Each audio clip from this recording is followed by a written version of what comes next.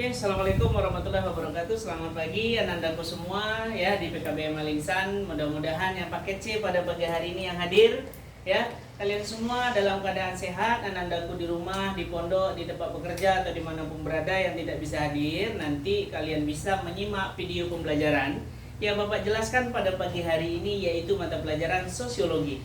Ya, sosiologi kita pertama belajar yaitu kelas 10. Nanti di kelas 12, kelas 11 juga mempelajari materi tersebut guna persiapan untuk ujian akhir kita semua. Ya, mudah-mudahan Anda semua dalam keadaan sehat menyimak pembelajaran tutor dari Pak Robin pada pagi hari ini dengan baik dan benar. Oke, lanjut. Bapak akan menjelaskan manfaat sosiologi. Kita berbicara tentang sosiologi. Pak, apakah sosiologi itu penting untuk kita pelajari sebagai masyarakat? Penting. Ya. Karena sesuai dengan kata Bapak sosiologi kita, Bapak Herodotus mengatakan bahwa ilmu sosial itu tidak akan pernah terlepas dari kehidupan kita.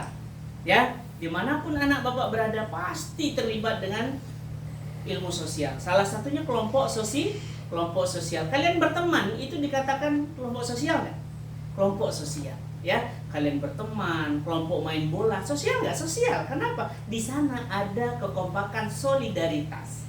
Ya. Pak, tapi ada juga loh Pak, kami berkelompok seperti itu tidak dikatakan solidaritas, tidak solid.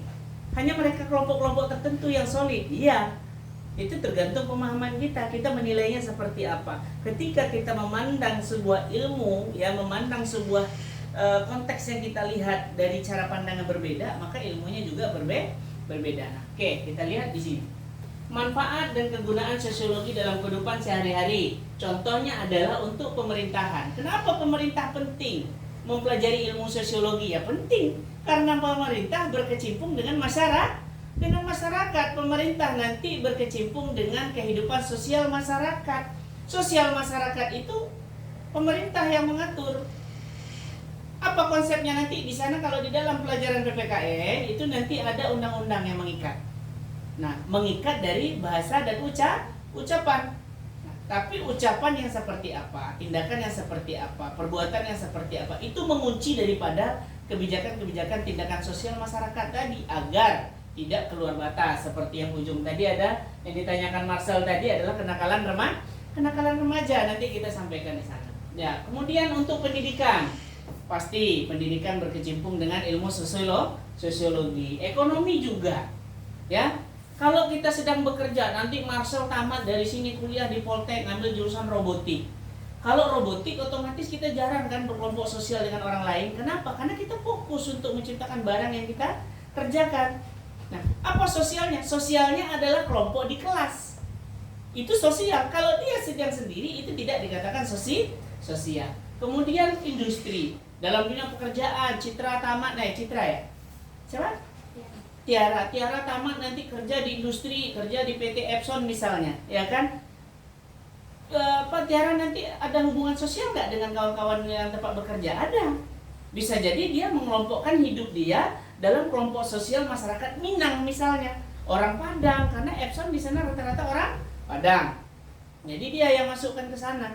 Oh Marcel asli Jawa apa? Jawa. Nah Marcel misalnya masuk PT JMS. Rata-rata di sana orang Jawa. Nah, dia membuat kelompok sosial juga. Kelompok sosial agar lebih solid yaitu kelompok sosial kumpulan Jawa misalnya. Kayak Bapak masuk Jawa Ngapa misalnya kan. Ini masuk ke Cilacap, ini masuk ke Ikatan Keluarga Padang Kota atau GMPK. Nah, itulah contoh kelompok-kelompok sosial yang harus kita perjuangkan. Tapi tidak mengharuskan kita harus berjuang mati-matian demi kelompok sosial itu. Kita hanya berkecimpung, ya. Lanjut. Sosiologi juga dapat menemukan masalah sosial dalam memberikan solusi serta membuat masalah sosial tersebut. Artinya solusi dalam masalah sosial itu ilmu sosiologi lah yang bisa menyelesaikan. Ya, apa hubungannya? Ada nggak dengan ilmu hukum? Beda. Kalau hukum nanti antara hukum pidana dengan hukum perdata dia berbeda. Kalau perdata dia tidak bisa diangkat sebagai pidana. Nah itu dia kalau dalam ilmu PPKN-nya. Kenapa Bapak kaitkan? Karena ada hubungan ya. Kegunaan dalam bidang pembangunan ilmu sosiologi. Proses pembangunan terutama ditujukan kepada proses peningkatan taraf hidup rakyat, baik secara struktural maupun spiritual. Evaluasi lembaga kemasyarakatan, prosedur dan fisik, watak dan pendidikan khususnya cara berpikir terhadap IPTEK, ilmu pengetahuan dan teknologi. Pembangunan dalam kelompok sosial masyarakat. Apa tujuan pembangunan itu dalam ilmu sosiologi? Satu, ketika kita mau membangun rumah, contoh nanti Marcel sukses, ya kan? Marcel sukses jadi ahli robotik misalnya, amin, ya. Habis itu Marcel udah punya uang, sudah punya mobil juga. Habis itu daripada uangnya habis nggak tentu, dia mau bikin rumah. Nah, mau bikin rumah tanahnya lebar, tetangga kiri kanan depan belakang kan ada. Kalau dalam ilmu sosiologi, apakah Marcel membangun itu langsung membangun gitu aja? Apa yang Marcel lakukan? Berunding, Pak. Berunding, minimal minta izin tetangga kiri kanan depan belakang. Kenapa? Di saat pembangunan rumah kita itu nanti pasti mereka terganggu. Minimal suara pelentung, ya kan? Suara gerinda, ya kan? Suara ini, suara itu. Takutnya pas kita bangun tergeser rumah dia sedikit. Karena atapnya jatuh, bataku rusak. Nah, makanya itu gunanya izin di saat membangun. Sebenarnya kalau di dalam ilmu dalam ilmu kehidupan sehari-hari ini ya ngapain? Orang tanah kita kok yang kita bangun. Tapi dalam ilmu sosial sebagai kelompok sosial dan masyarakat kita tidak boleh ceroboh. Apakah kita bangun gitu aja? Tidak. Berarti Tiara, Marcel, siapa? Lupa Pak. Ken. Jadi nanti kalau kita membangun, nah anak-anak bapak membangun rumah, orang tua membangun rumah. Nah, selain kita ada izin kepada tetangga kiri kanan, mereka tidak bisa komplain. Tujuannya itu. Kan kita udah izin di awal. Kenapa bapak ibu marah sama saya? Sebelum pembangunan kan sudah minta izin duluan. Ya, toh nanti terjadi lagi di saat ini bapak ibu tetangga kiri kanan marah-marah, ya no problem, biarkan aja. Yang penting kan kita ada izin. Nah, itu sebagai masyarakat kelompok sosial kita udah minta izin. Makanya di sini dikatakan ada yang disebut dengan bentuk spiritual, ada yang disebut dengan struktural. Yang struktural ini terstruktur kita membangunnya. Ada solusinya. Tidak membangun gitu aja. Ya, itu dia. Kalau spiritual. Nah, kalau ilmu IPTEK kita berpikir gini. Tadi Bapak udah bilang kan, cara pandang kita menilai seseorang itu banyak cara. Ya kan?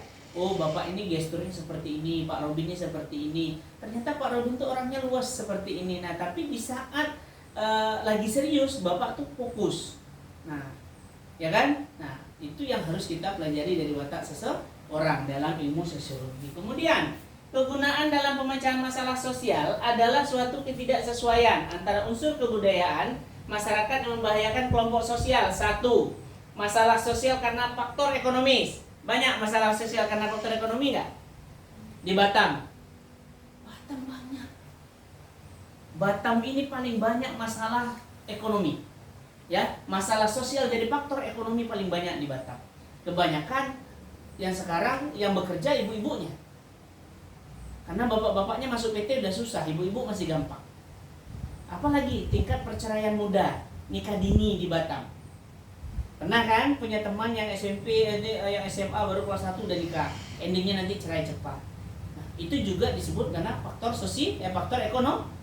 ekonomi. Lanjut masalah biologis. Nah, biologis juga di Batam juga menjadikan tempat suatu masalah kelompok sosial yang terbesar untuk dari segi biologis. Ya, perselingkuhan, ya. Nah, kemudian psikologis ini watak seseorang. Nah, kata Marcel tadi, saya di sana seperti ini, Pak. Nah, itu pandangan Marcel. Nah, kalau Bapak melihat Marcel ini anak baik. Marcel adalah anak baik, cuman tergantung siapa guru yang mampu mengarahkan Marcel, kayak gitu. Ya. Karena anak-anak itu tidak ada yang jahat. Ya. Kalian itu adalah generasi muda, generasi emas penerus bangsa. Tidak ada yang malas, tidak ada yang nakal, tidak ada yang jahat. Cuman siapa yang di atas kalian yang menjadi payung peneduh? Paham nggak maksud Bapak? Nah, gitu loh. Ya, contoh, kata Ken, saya di sana kemarin gini. Karena yang di atasnya tidak ada yang mampu ngontrol. Coba yang di atasnya ada yang mampu ngontrol masalah Ken. Aman. Marcel juga gitu di Semansa. Tugas seperti ini, Pak, tugasnya seperti ini. Coba ada yang mendampingi dia. Siapa? Salah satunya orang tuanya selalu siap cover. Atau orang tuanya menjadikan satu tutor di rumah, apapun tugas akan siap dibantu. Kayak gitu. Ya, tapi bukan berarti si tutor itu yang mengerjakan semua. Nanti Marcel tidak ada ilmunya. Nah, semua orang, semua anak, wataknya itu hampir sama, tetapi cara dan karakternya yang berbeda. Tergantung siapa yang menggambleng dia di atas, yang membimbing dia di atas. Kalau hujannya deras, payungnya kecil, kita akan basah. Minimal dari tempias kiri kanan. Tapi kalau payung kalian lebar, ya kan? Pasti teduhnya lebar. Nah, itu juga dengan kehidupan masalah sosial ini. Ya, kebanyakan kenapa seperti ini? Kenapa seperti ini? Karena belum mampu mengontrol diri. Nah, disinilah anak-anak Bapak belajar di PKBM Malisan. Bapak juga akan menempa bagaimana cara kalian mengontrol emosional. Lanjut. Ada lagi masalah sosial dari segi kebudayaan. Nah, kalau dari segi kebudayaan ini biasanya terjadi di komplek tinggal kita, Pak. Tempat tinggal kita. Marcel pernah nggak jumpa di saat hari Minggu misalnya saudara kita ada yang Kristen di sebelah, tapi mereka doa, bising misalnya. Marcel merasa terganggu nggak? Merasa, Pak. Merasa. Tapi sebagai umat beragama, sebagai umat NKRI, Negara Kesatuan Republik Indonesia, kita tidak boleh marah. Kenapa coba? Itu hak mereka. Dan itu pun cuma hari Minggu. Ya kan? Kita tidak boleh marah. Itu yang disebut dengan solidaritas. Ya, jadi kita di saat mereka mau ini, ya kita berikan kesempatan. Nanti kan kita juga bikin acara di rumah kita, bikin bising juga, ya kan, nutup jalan juga. Nah, di sana kita belajar menerpa diri, nah, ya Tiara ya, menerpa diri, mengontrol diri. Oh, kenapa sih orang ini bising-bising kali padahal saya nak tidurnya? Hari Minggu sibuk aja ibadah gini-gini. Tak boleh. Itu kalimat yang tidak boleh kita lontarkan di saat saudara kita lagi mengadakan itu. Ya, lagi doa di rumah, misalnya kita tetanggaan nih di sebelah nih, kadang bising atau apa kan, mereka kalau doa kan ada yang nyanyi, ada yang gitar kan. Nah, kita tidak boleh marah. Dari segi kebudayaan, itu memang kewajiban kita untuk menghargai agama orang lain, suku orang lain, ras orang lain. Nah, kecuali kayak kemarin Bapak lihat mereka motong ini di depan rumah Bapak tegur. Kenapa? Tidak layak, silahkan potong tempat lain, mau masak silahkan, mau bakar pun silahkan. Tapi motongnya di tempat lain. Nah, kita tegur tak masalah, negurnya pun dengan sopan agar orang itu tidak merasa sakiti gitu. Ya, kadang kita merasa ego kita, kita merasa paling benar. Kenapa? Karena kita merasa paling benar tadi, merasa kita tidak bersalah. Tapi dalam ilmunya ketika diproses secara hukum kita kena, ada undang-undangnya, betul nggak? Nah, lanjut perceraian. Nah, dari tadi Bapak ngomong, Pak, problem yang terbesar juga anak-anak di Batam ini kadang-kadang sekolahnya banyak yang berantakan, hancur dan sebagainya karena faktor orang tuanya broken home. Betul? Betul tak? Salah satunya orang tuanya sibuk ke Singapura, dua-duanya cari kerja, cari duit. Anaknya tinggal di Batam, tidak ada yang mengontrol. Kebanyakan anak-anak yang seperti itu tidak selesai sekolah. Kenapa? Perhatian orang tua. Tapi mau tidak mau orang tuanya harus keluar. Kalau enggak, anaknya tak sekolah. Tapi yang mantau tidak ada. Betul tak? Itu banyak. Anak Bapak di Musina pun banyak. Ya, di Musina banyak yang seperti itu. Tapi kalau Bapak wali kelasnya, Bapak selalu komunikasi dengan orang tua yang di Singapura. Walaupun uang SPP-nya ditransfer ke Bapak lewat Bapak, tapi mereka lancar. Nanti orang tua minta bantu, Pak, follow up anak saya di rumah, Pak, cek. Nah, kayak gitu. Jadi orang tuanya minta bantu, banyak seperti itu. Nah, itu yang menyebabkan kadang-kadang broken home ini adalah masalah terbesar bagi anak-anak saat ini. Kenapa? Lagi nyaman-nyamannya bersama orang tua kita berpisah. Betul lah? Lagi nyaman-nyamannya kebahagiaan bersama orang tua kita broken home. Berantem ini dan sebagainya, apalagi berantem di depan kita, kadang-kadang jadi sebuah psikis kan bagi kita. Benar ya Marcel ya? Tapi Marcel, Tiara, Ken, kalian udah besar, anak-anak Bapak di rumah dimanapun berada, kalau kita udah besar seperti ini, melihat orang tua kita lagi cekcok, nah kita masuk ke tengah. Mama, ibu, ayah, ibu, saya udah besar loh, nggak malu ayah sama ibu berantem di depan saya. Ngomong aja tak masalah. Itu hak kita sebagai anak. Ya, mendinginkan situasi keluarga. Kecuali jangan pro hanya satu orang. Contoh Tiara nanti pronya ke mama aja, ayah enggak, tak boleh. Nah, itu yang tidak dibolehkan. Jadi kita sebagai anak adalah penengah. Ya, Marcel? Oke, lanjut. Kenakalan remaja. Kenakalan remaja ini contohnya apa? Kalau di Batam ajo lah. Ya kan? Ketawa Marcel. Ajo Batam itu termasuk kenakalan remaja kan? Kenakalan remaja. Mereka merugikan masa depan mereka hanya main-main motoran, balap-balap motor tidak jelas. Kalau mau main motor silakan ke Temenggung. Lagi ada event gas, betul nggak? Ada trek-trekan tugas, tapi jangan ketika malam minggu pergi ke CK. Main motor di sana, balap-balap nggak jelas. Itu kenakalan remaja, apalagi berkelompok hidup ngelem. Nah, itu anak bapak tak boleh. Nanti hidup mereka berkelompok sama teman-temannya sambil ngelem, apalagi itu komik ya. Nah, bapak kalau nampak segelintir anak-anak yang duduk di Batu Haji dekat rumah bapak, Kapling NATO khususnya sampai ke Putri Hijau, bapak bubarkan. Bapak tak takut. Anak SMK 5 pakai baju sekolah SMK 5 di dekat sekitaran bapak sana, kelompok mereka tidak berangkat sekolah, duduk di sana ngerokok, bapak bubarkan. Bapak tak takut. Langsung bapak telepon kesiswaannya waktu itu. Kalian mau buang rokok atau duduk baik-baik? Silakan duduk berkelompok, tapi jangan merokok menggunakan atribut sekolah, rusak citra sekolah kita. Ya, itu yang tidak boleh. Bapak nggak segan-segan kalau anak-anak kayak gitu, kecuali mereka tidak sekolah, tidak menggunakan baju sekolah, berkelompok kayak anak pang dan sebagainya. Mereka lagi ngelem, bapak datang sana, itu cari mati bapak namanya. Ya kan? Nah, siapa kau katanya kan? Nah, itu yang tak boleh. Kadang bukan kita tidak peduli di Batam ini, melihat orang berkelahi misalnya, rasa kita ingin meleraikan, tapi nanti tersak meleraikan, dah masuk perut pisau di perut kita. Itu yang kadang-kadang bukan kita tidak peduli, tapi karena situasi yang membuat kita tidak menjadi kepedulian itu adalah pokok utama. Lanjut, konflik. Nah, ini tadi bapak bilang konflik atau etnis di Batam. Karena kita di Batam ini kan ribuan etnis, ribuan konflik yang terjadi, macam-macam etnis kita. Ada Padang, ada Jawa, ada Padang juga kan campur ya.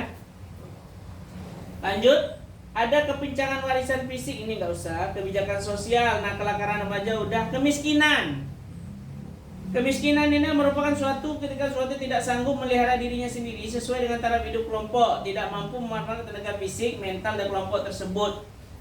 Yang kemiskinan ini, apakah kalian nanti mau dikatakan sebagai orang miskin terus? Jangan pernah memiskinkan diri sendiri.